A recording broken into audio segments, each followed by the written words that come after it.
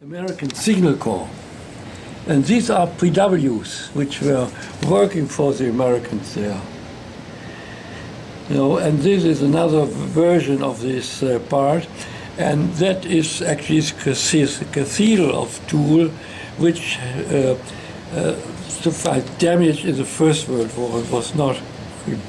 And this here is of some inside pictures from the this establishment. And these are, I still know them by name. This was a Master Sergeant Mahoney and Sergeant Arts.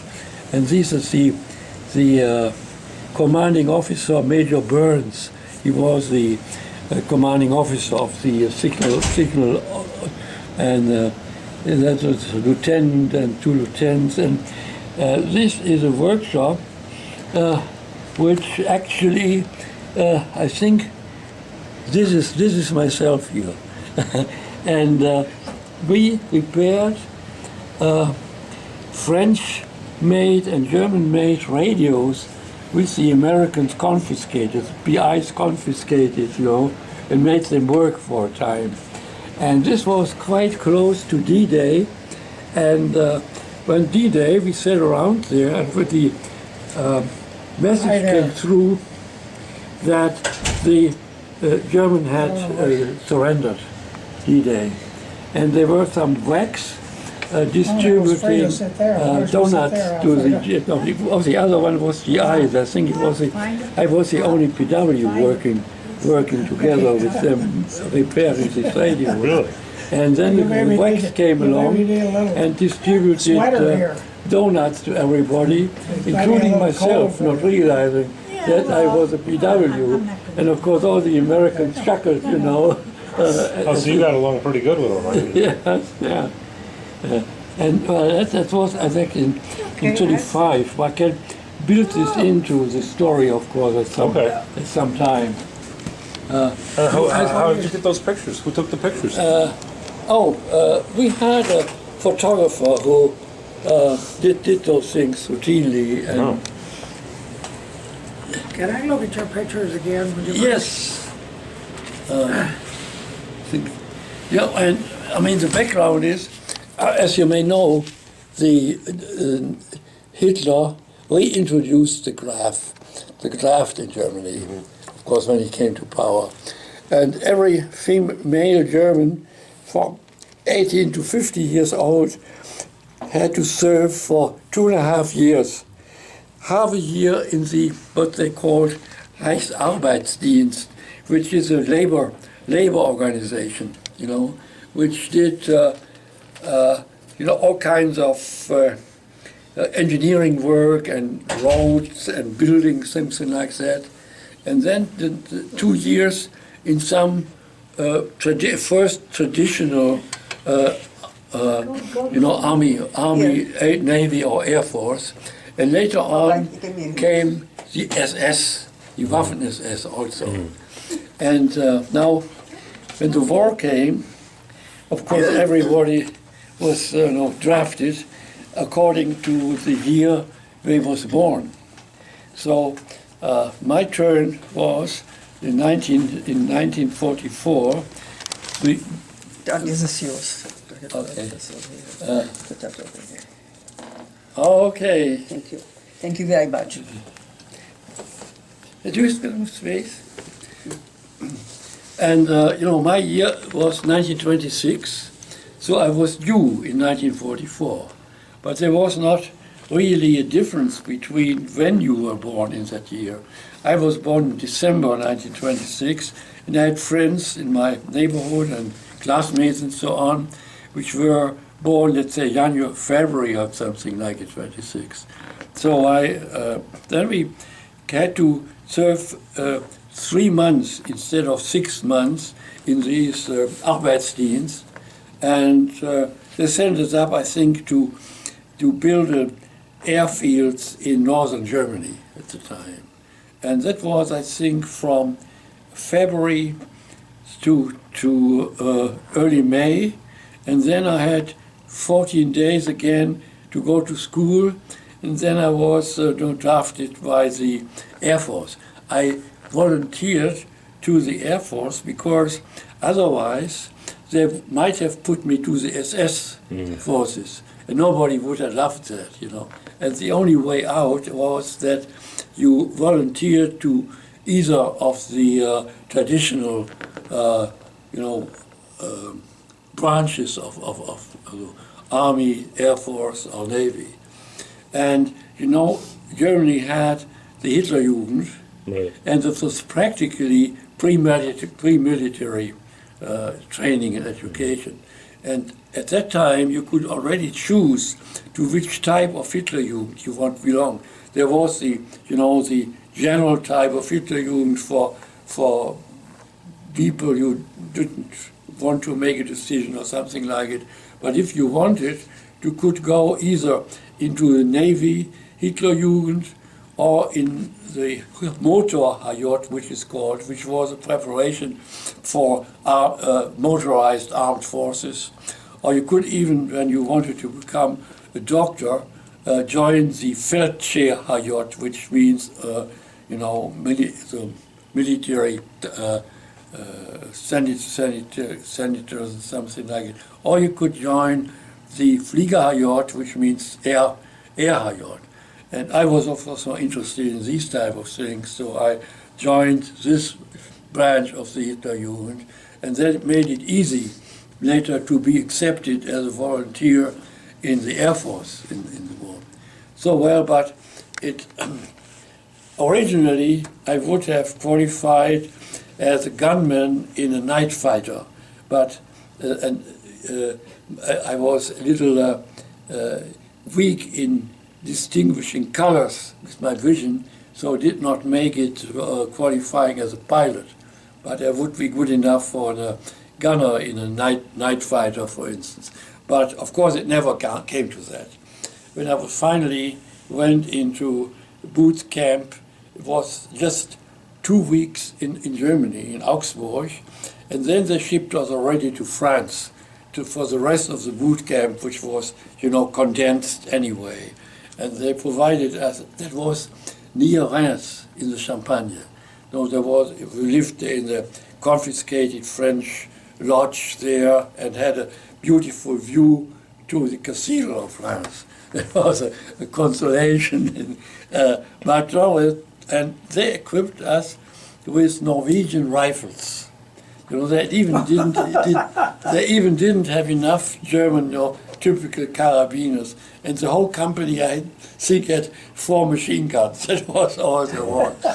But we had the basic training we had consisted of quite a bit of signal, oriented type of things, radio transmitters and this type of things. So they at least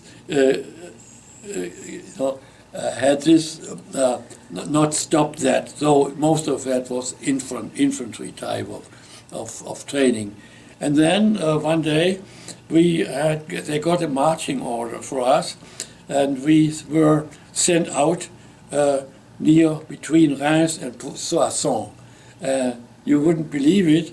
What we ought to do was, other than fighting later on, to cut trees off in about man's height in the woods to prevent American armor to go there, And when we finally did that, and this was on a slope, there was a little hill, there was a slope, which was the woods, and down there was the main road, I think the road between Soissons and Reims, and it was quite quiet, and suddenly, it was half a mile maybe away that we could look, we saw 60 of fattened tanks rolling quietly along this road. And then shortly after, there was following American infantry, and we were a whole group. Another group was split away, and we had somebody for lookout, but we had marched over the night and so were tired. So the lookout obviously fell also asleep, and suddenly when we woke up, we saw an American 2.5-ton truck with a 20 millimeter gun directed onto us. And that was it. That was the end of it, huh? Gee. God bless you. I'm glad Now, you're this here. is all new to me, what you tell Is me. it new? Because, where you lived was all cities. Oh, yes, yeah, See, yeah. where I lived was country, Yes, more country. country. No, this was France now. See. And, well, there were a lot of PWs collected. They had already organized that big initial camps where they built them.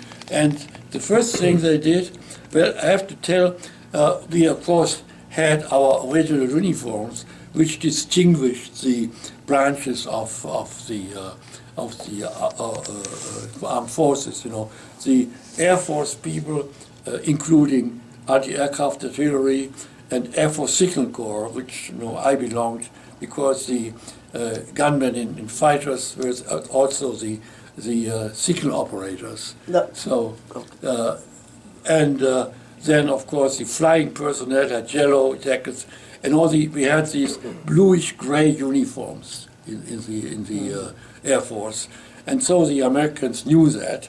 And the first thing they did was separating the SS people from the rest, and they transported them somewhere else, and they were, of course, they were afraid that they had to dig their graves now and something like it. And well, it was the typical type of things, and there were, I think, at that time, 10,000 of prisoners collected in various camps in the Champagne. And then we got food. The Americans did not punish us in any way. And they're quite young people. The people on my company, two of them were actually friends from my Jews. We were all barely, I was 17 years old at the time, and they were, at most 18 or something. And the American soldiers, the officers, recognized this somehow. So I would not say they pitied us, but we got a kind of separate treatment, particularly compared to the SS people. Wait, what is the S people? What is the... SS, Waffen-SS.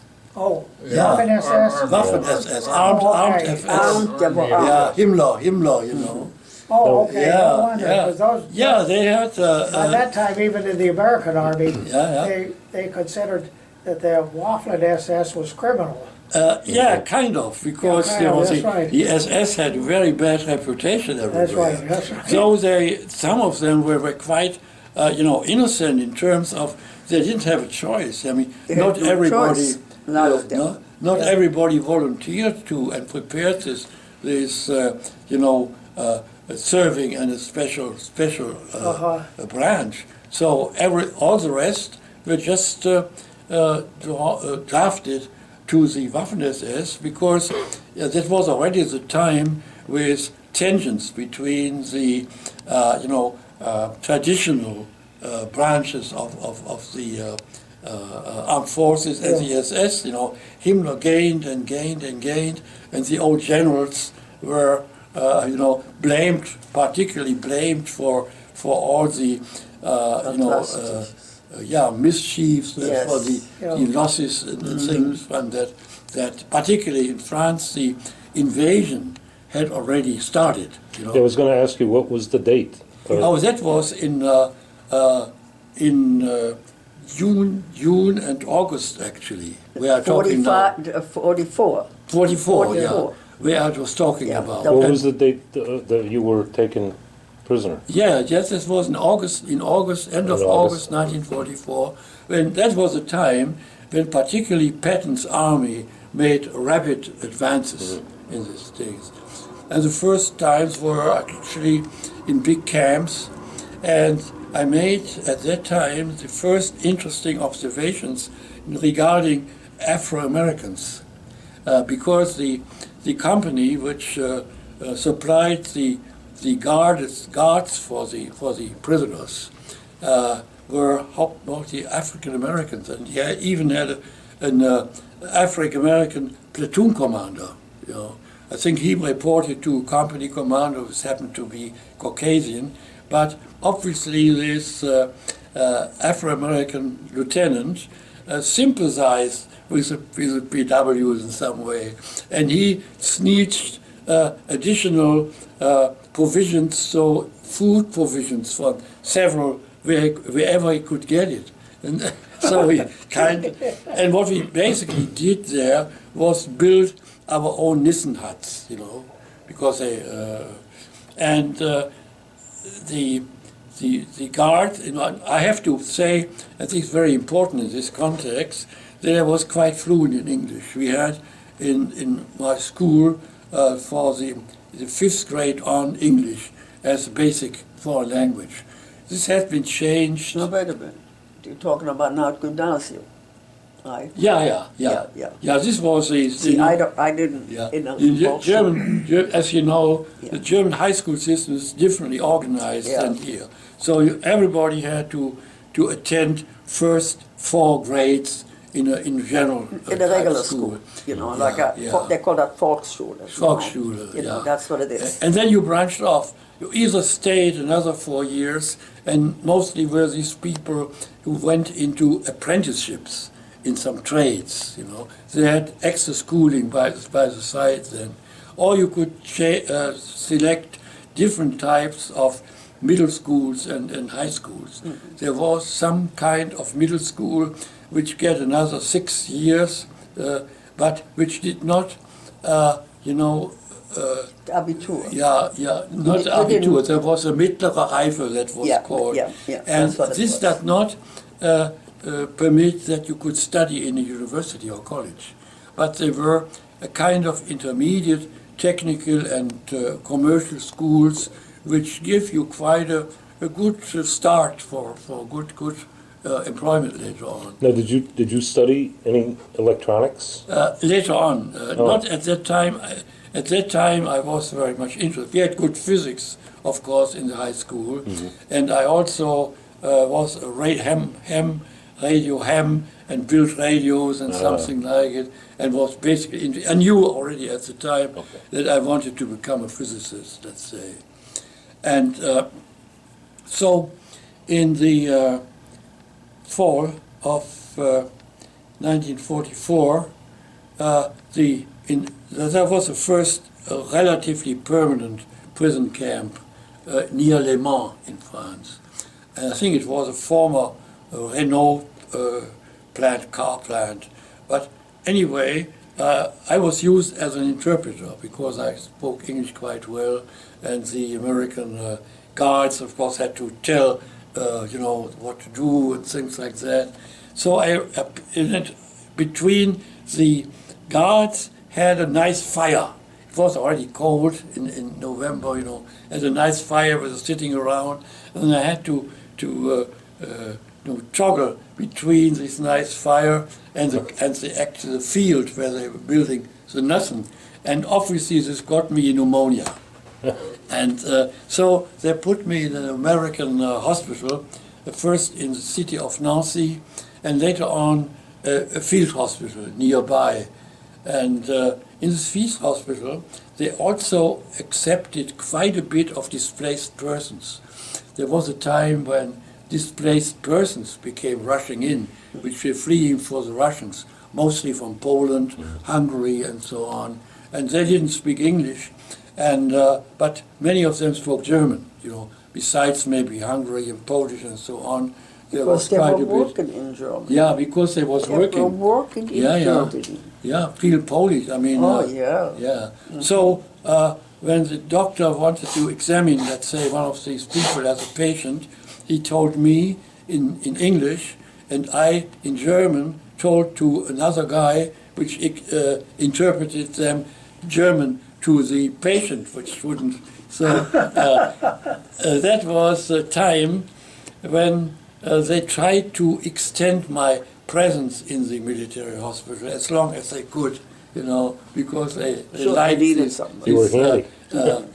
And it was anyway. This time included Thanksgiving, and I remember that it was the first time that I actually, attended or participated in a typical American Thanksgiving with No, the we turkey. don't have Thanksgiving. No, we have. We don't We have. have after you know, Dankfest. And yeah, just, with the turkey and the Yeah. stuffing and all this kind of stuff. You know. But otherwise, they couldn't do it anymore. And so this winter, I went back to some normal prisoner camp, which was actually, you know, without any particular events, unless the bulk, the Battle of the Bulk. And the Americans had the habit that they posted the Stars and Stripes on a kind of poster for everybody to read it, because they hoped that the Germans can't read it anyway, No. and so the American guards, you know, and then so I was. Typical. That's what I learned about the Battle of the Bulge. And I translated it to the German co-prisoners. And there was an interesting, I must, at that time, I should interject episodes of when we had the boot camp in France, in Reims. Our company commander was actually a captain, which in civil was a high school teacher in Vienna, in Austria. He had a PhD in languages, and they were the non-commissioned officers we had. Some of them were students and something, and one was even a Protestant minister. And then practically all my other fellow soldiers had at least high school absolvents, because you know the Air Force liked people with some little higher IQ. And I must say that the sympathy for Hitler was very low, including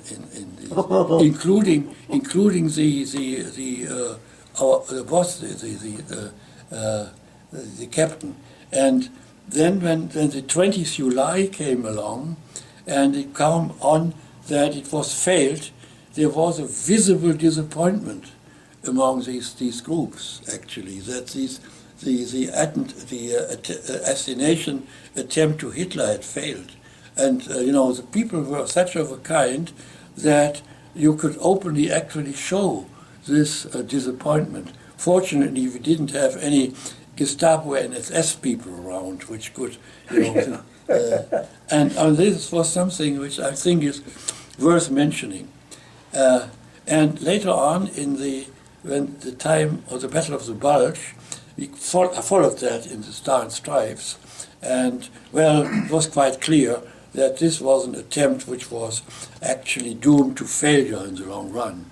But I told many of my comrades here, and there was clear distinction between those who said, "Oh, we hoped the war would have been ended already," and the SS-related people, we giving them the MS, we can show them, we are the Germans, we throw them out. And so that was actually, of course, clear by Christmas time. It was clear that this attempt was a failure, and it went on. And there was very little going on as such, out of the order until about, I would say,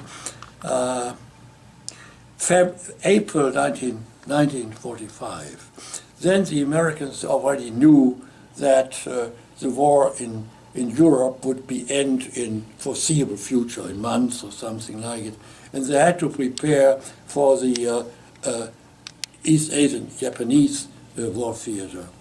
And they were short on technically educated personnel for particularly signal equipment. And they sent around if we could help them, but we had to sign them because this was violating the Geneva Convention, of course. And I thought, well, that is a good opportunity. So I signed on, and shortly after that, we were collected and were shipped to this place here, which was in Toul, the Moselle in France, where they had established a big facility to test and package for shipment signal equipment to go to the Japanese front. And there were a couple of 300 PWs in a big hall, you know, here in these big halls here were long workbenches, long workbenches, and I had quite a bit of to do because I had to not only to translate what the Americans told what the PWs should do, that all test equipment, of course. I mean, they didn't really need very much imagination and decision making what they had to do. It was quite clear. They got maybe signal core radio 688, and they had a probe, and they had to probe these points and read a meter, and if this meter was okay, then I said, oh, it's okay. If it's not okay, it was either trashed, or if it's still worse, it was given to the French. You know, and this was the. I of course had quite good contact to the officers here. That I think I made already a point.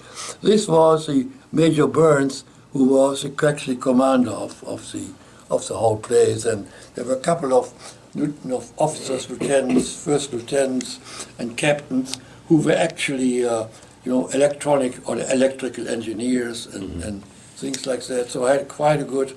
Well, I'm not saying I had a good time, but I could survive this. It was quite interesting, particularly because I had access to relatively confidential manuals. We had also radar type of things, and I learned about frequency modulation and all these kind of things that way, and even could teach a course for other prisoners on electrical engineering, which included things like frequency modulation, which was quite unknown in Germany at the time. Now, at this point, you're just 18. Yeah, I was 17. You're still 17. I was 18 then, yeah. But I December 44, I was 18. And I need to ask, as part of this discussion, could I ask him a few questions? Sure. Okay, the equipment that you were working on by this time, that was what is called SCR 588 or Oh, something. yeah. Signal core radio, That's right, signal core radio. Signal core See, that radio. we had They had most of everything in the Air Weather Service that I worked with was also the same type of equipment. Might have been something he fixed. Yeah. Could be. Particularly, you had a lot of these walkie-talkies, Yeah, you know, and also the American armored personnel cars and tanks had a nice transmitter and receiver which worked on frequency modulation, which had 7 stations, I think, chrome-plated little knobs, which you mechanically at that time still not. Today you swish over a screen, Right. but at that time you had to push knobs. And this frequency modulation signal, I think SCR 840 or something, whatever it was, that permitted the American crews of the tanks to talk together without any, scrambling, because they know the Germans didn't understand it. The Germans didn't have frequency modulation in their radios, so they could just talk openly. And when the German radio would receive that, it would garbage. So that was quite interesting, of course. Well, and later on, of course, Germany had surrendered, and the next winter was they closed, of course, this facility after they had readied and shipped all the stuff, and I went back to an ordinary type of prison camp.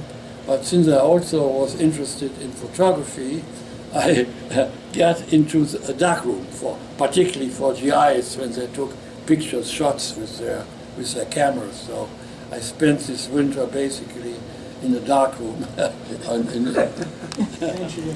When he was looking at doing this radio equipment repair and the other things, you were looking at at documents that were stamped secret, in some cases top secret. Yeah.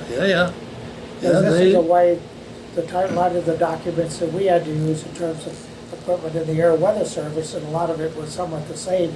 It all came out of the Signal Corps laboratories at Fort Monmouth, New Jersey, you see. Yeah, more for moments, So yeah. he was actually, maybe he didn't have the clearance, but he was looking at those documents. Yeah, they had no What it was choice. worth. Well, I looked relatively, innocent and trustworthy, I would say. So I would say at that time the Germans couldn't use anything like this, but they might have been a little weary if I don't tell it to the Russians. But it was not quite at that stage yet. Yeah. Well, and in early in '46, we were actually, they started release prisoners starting with age. Actually, the elderly were released first, and so on, and then everybody was actually first released to the army where you lived. I lived in the town of Wuppertal, which is a British zone of occupation, which is close. I don't know if you. Is that the map? Well, it's the Ruhrgebiet part. That's Maybe I can show that where Yes, this that's is. it. Here it It's a is. nice, very nice map. This is a nice. I bought that from Germany a few years. Yeah. Yeah, Wuppertal. No, that is That's, right here in the west. Where is it? Wo zijn we dan, hey? Nordrhein-Westfalen, ja. Nordrhein-Westfalen, Ja. Hier is Düsseldorf, Yes. here is Wuppertal, Yes. is Düsseldorf, Yeah. Cologne, Yeah. Essen, Yeah. Here's the Rhine River. Yeah, This is Rhine. I show him where I live. Yeah. Yeah, this was in '46, I was, as I told, we were shipped over to the British because I lived in the British zone, and they discharged us, in March 1946. And my parents didn't know anything. They had gotten the message in September '44 that I was missed in action. Because I was the only child, only son, and my parents had no idea. And I had no idea if my parents would still be alive, if our house would be still standing or something like it. So the British discharged us somewhere in the lower Rhine, in the near Duisburg, but they were kind enough to collect people and with trucks to ship them over to their to the native towns, because there were no rail traffic at that time in Germany. Right. And so they discharged us in the center of Wuppertal, Elberfeld, and everything around was bombed and black from things. And I walked the streets and I didn't know how my former house would look. And I went up there, and fortunately it stood standing. And my parents, they were out of bounds when they saw me coming home. And opposite were two houses were bombed. These people would be very well known, were dead. And and then the thing was hardly anything to eat, of course, but we had rationing cards. And I had to make up senior year in high school because I was, 70 years old when And fortunately, I could go to my old school, which was not bombed out. It was on the periphery of Wuppertal. And there were even, most of the old teachers were even there. And then came the problem to be accepted at university. Most of the universities were bombed in Germany, and particularly when you study physics or chemistry or something like it, you need labs, labs work, and there were hardly any. And then you had to make, of course, an acceptance exam, and I went to different schools, and fortunately they had just opened a new university in Mainz, Mainz, the French. This was French sort of occupation. Mainz is right here. Here's Mainz, right there. Yeah. And the French at the time were very cleverly pursuing a buffer state in Germany. against the Russians and things like that.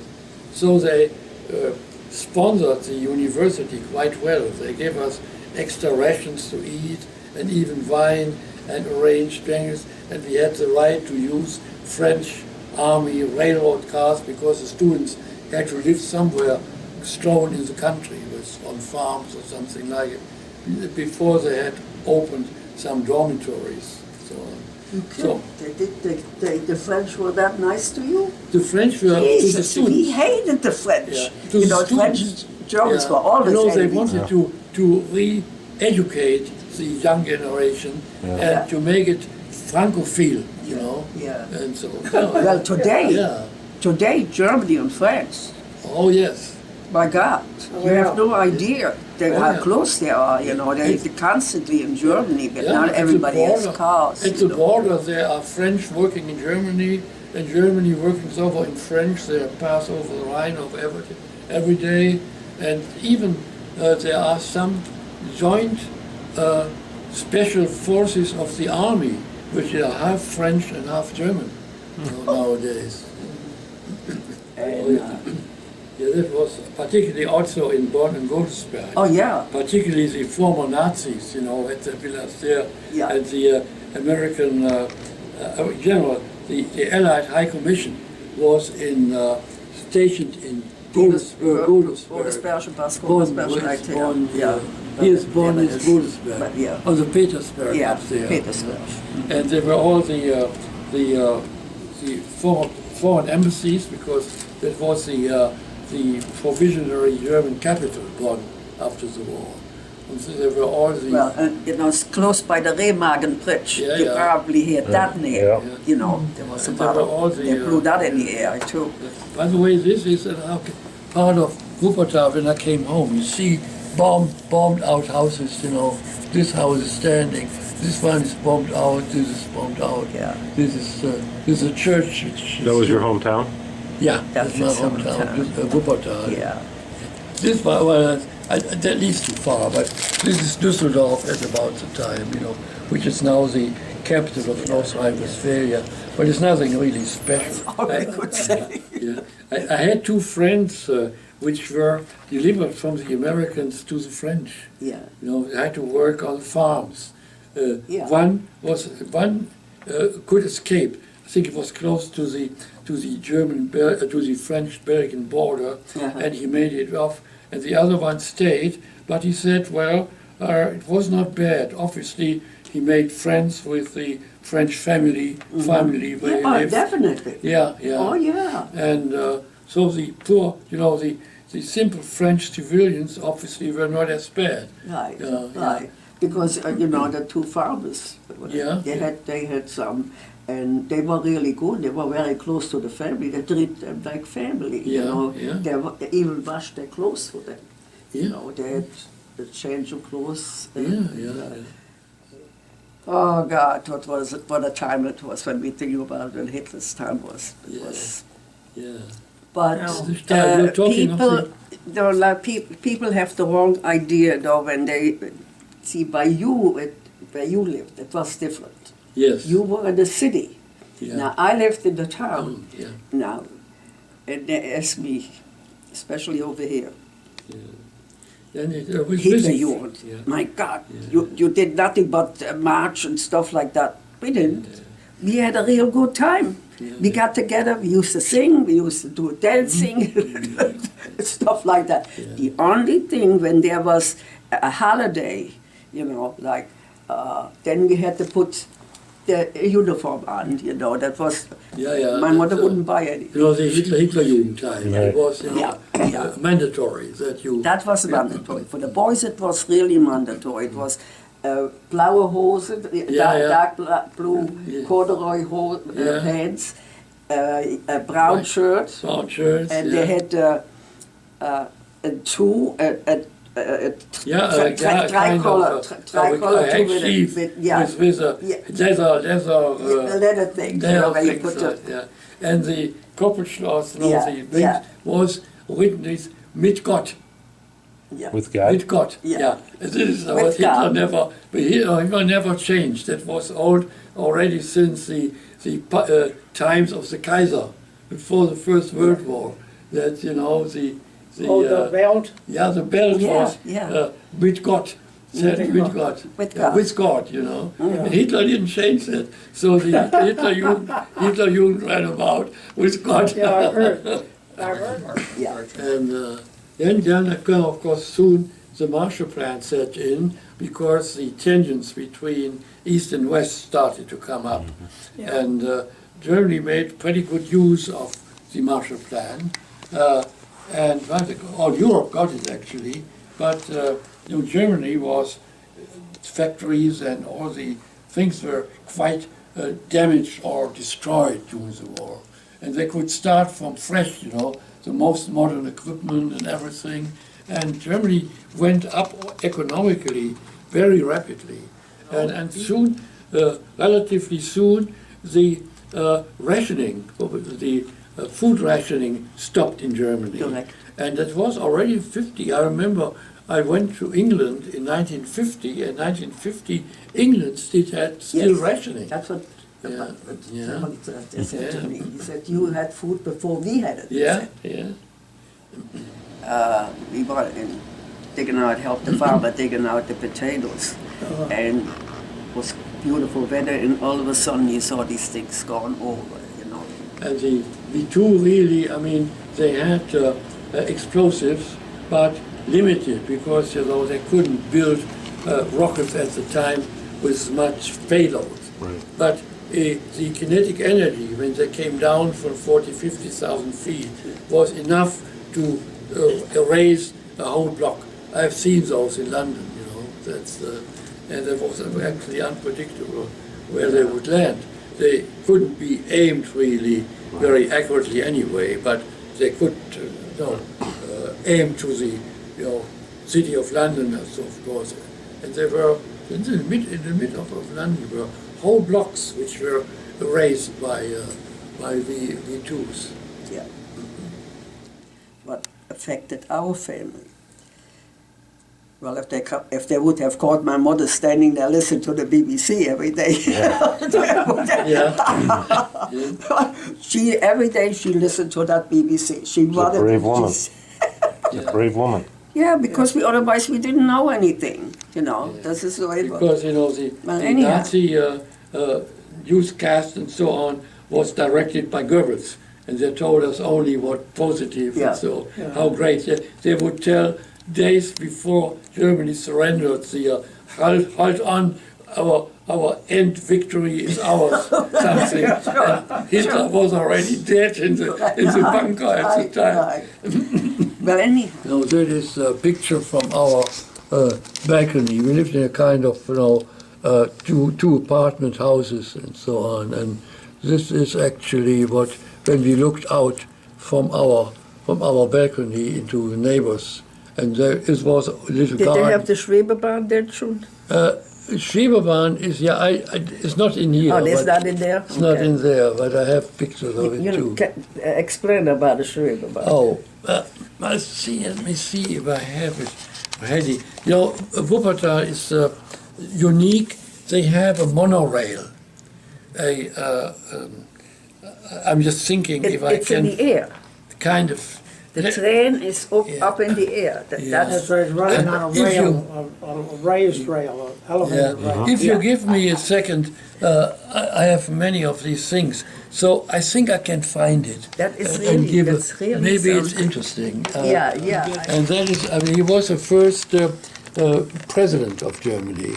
You know, Adenauer was chancellor, and he was actually, you know, the president in Germany is like the president of Israel, kind of representative of the country. But he was a real does- smart man. Yeah, Yeah. and yeah, and he just got the picture. This you know, Photoshop in Bonn, famous photographer who took the picture of Heuss, which was hung out in all the official offices and the German embassies and things like that.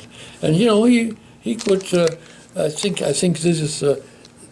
The girl he was dating her. She was an assistant in this photograph shop, and she took this picture, and you could just do that, you know, without bodyguards or any, no policemen around. I was in the same institute at the time. My wife died about 2.5 years ago. That is incredible. Yeah. Isn't it incredible? What do you call it now? Electron microscope. What? Electron microscope. Electron microscope. Yes. Yes, good. Right. What year would that be? 1958. 1958. Yeah, 1958, I guess. Yeah. That was, that was actually that is a nephew of Professor von Borries. He became a professor in Tübingen, and he was my thesis supervisor. I have to look for one in the companion, and I found one in Aachen. So there was a time after the death of Professor von Borries, we were just in the process of building a new institute. And I was, they had two branches, altogether only 35 people. But half of it were application of the electron microscope, and the other half with the improvements, designing new ones. Well, that's something, isn't it, Neil? Yeah. Magnification with what? Oh, a million, up to a million. Up to 1 million. Yeah. Do you Unbelievable. mind if I take a picture of that? Oh, sure, no problem. That's just an amazing picture. Yeah. Yeah, it It's is. unbelievable, really. Yeah. Well, you had a very pretty lady too. Yes. Yeah. Yeah, she painted all the pictures, which you know. Yeah. That's right. Oh, yeah. Yeah. We talked about it. Yeah.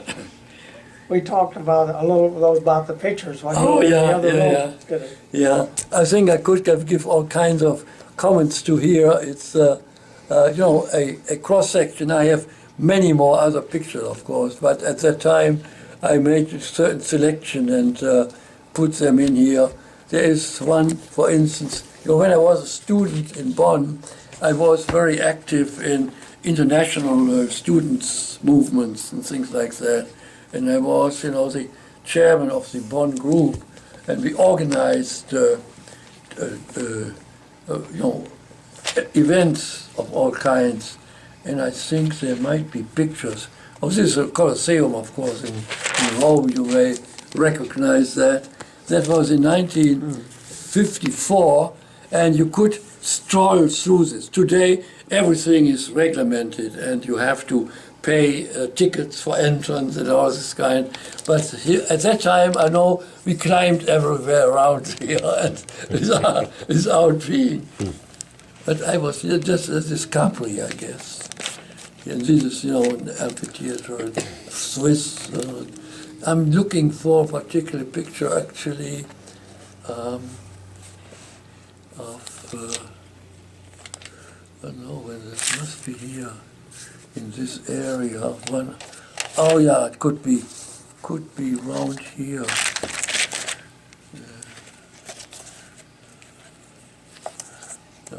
Yeah, it must be in here actually. Got the Eiffel Tower there too. Yeah, it's Paris here. No, where is it? Maybe some I've labeled outside here, but I don't find this label. It must be in this vicinity here. Well, this is quite a thing. I never saw it. By the Video way, camera. that is Aachen here. This Oh, is yeah? Aachen, Yeah. It was there. Where Yeah. is it? Inside one of the buildings, it's got the, Now, are you taking a picture of this? That's what I thought. Yeah. It's very easy to Yeah, take looking. pictures and even get them centered Oh, the way I you So that's what I see. just say. I never saw one like this. Oh, This is my great. goodness, I think- Look at that. Oh yeah. This is a picture I was looking for. Okay. We had organized a couple of events, and this was an event where at that time, Belgian Prime Minister, Paul-Henri Spaak, he became the first General Secretary of NATO. He gave a speech, What was his name? Spaak. Oh, yes. Spaak. I remember. He was a friend of Adenauer. Yeah, correct. And here I thanked him here for his talk. And these are some other famous people. I guess this, at another time we had the deputy high commissioners talking to us. I think that's the French Armand Berard. That's my little listeners. There's the British, and then it's the American Buttonwieser was his name. He was, I think, Assistant High Commissioner. So we had a discussion between those. And this is, after that, this is Hallstein. Germany was not having a foreign service at that time, but he had a kind of primary counselor for foreign affairs, Adenauer, and this was, the name was Hallstein. We recognize the other ones. And these are some of the my friends there. This one here, Bill Haas, he had a famous father. His father was reconstructing the German foreign policy, and he was before the war at the Japanese German embassy in Tokyo. Okay. And this, my friend was born in Tokyo, and then because he was half Jewish, he had a Jewish wife, his father.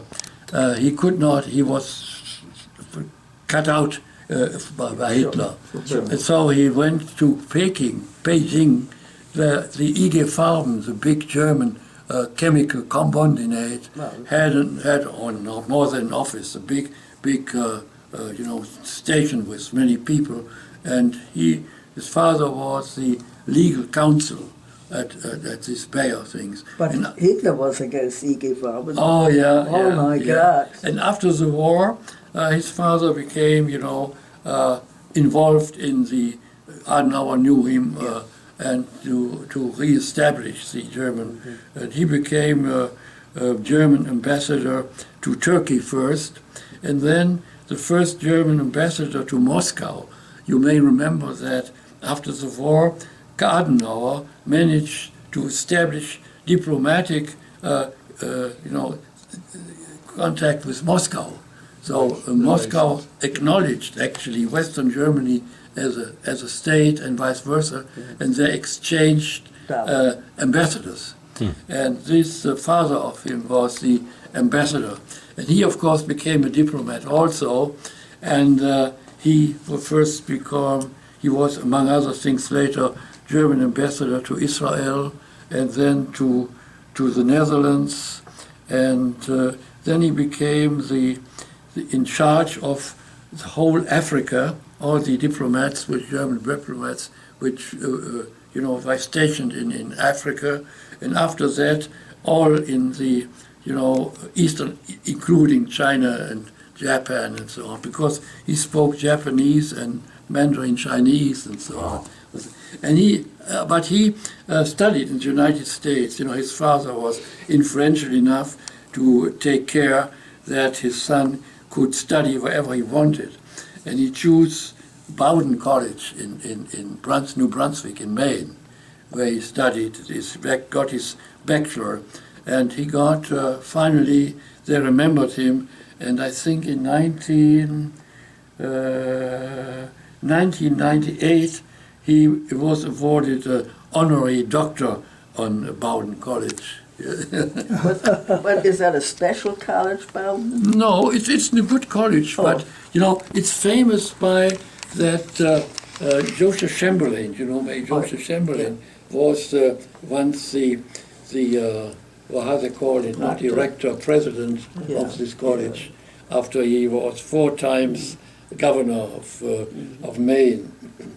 Obviously, well, anyway. He was the one that commanded the 20th Maine at the Little Round Top at the second day of Gettysburg. He was famous. That was one of the crucial engagements there. Yeah.